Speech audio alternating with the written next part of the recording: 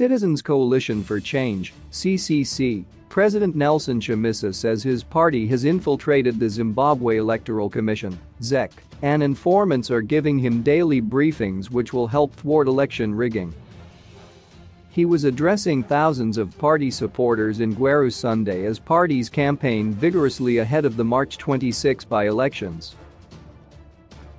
Chamisa claimed that he now had eyes inside the commission. After the 2018 general election, he claimed ZEC cheated the presidential poll in favor of ZANU-PF, and the matter had to be decided by the Constitutional Court.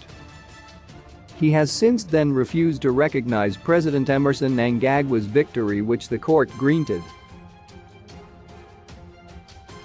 "This time I assure you, there will be no rigging. I now have eyes in ZEC. I am being briefed about their every move, and even if they want to rig, we will know in advance and act to avert it," Chamisa said.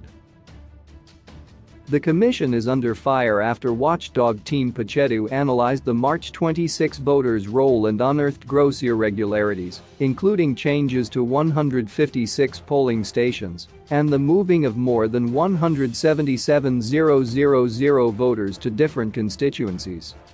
In response, ZEC chairperson Priscilla Chigumba last week threatened to sue Team Pachetu, adding that she was only answerable to Parliament.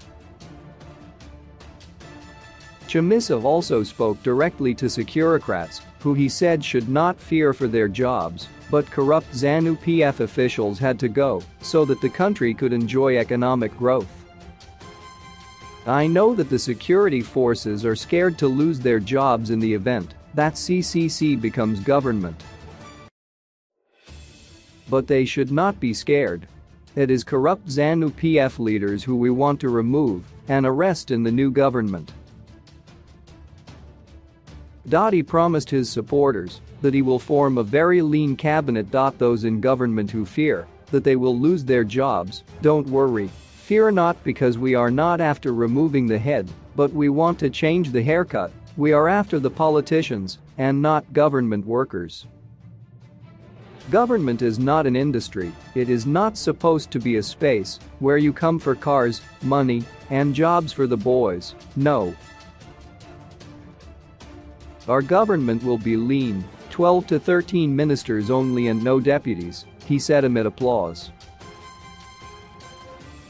On devolution, he said all ministers of state would be removed to allow decentralization of power to take effect.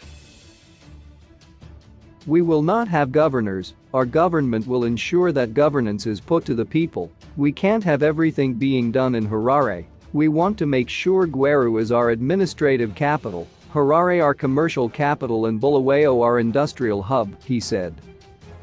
Chamisa also said his party was not interested in coalescing with MDCs. "My brothers don't unite with this person," Douglas Munzora, the leader of the MDC alliance.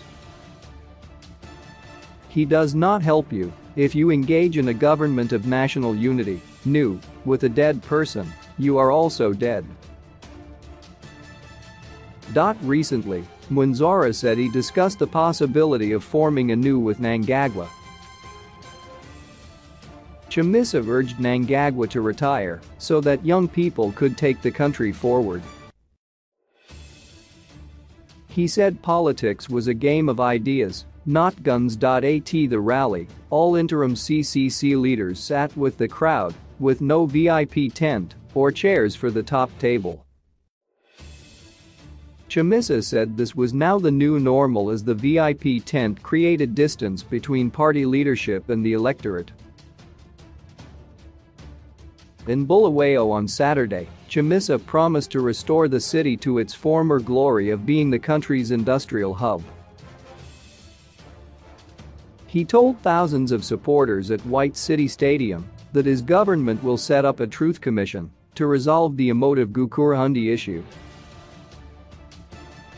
"There will no longer be destruction of memorial plaques, and we will make Balagwa National Monument," the CCC leader said, also promising that the Bulawayo water problems would be a thing of the past. The water project, Gwei Shangani Dam, will no longer be an election issue whereby you are promised the completion of the project each time elections are close. I will complete the project in exactly 3 years, Chamisa said. CCC Interim Vice President Tendai Biti also addressed the Gweru crowd, saying Zimbabwe needed to dollarize until the economy stabilized enough to introduce its own currency.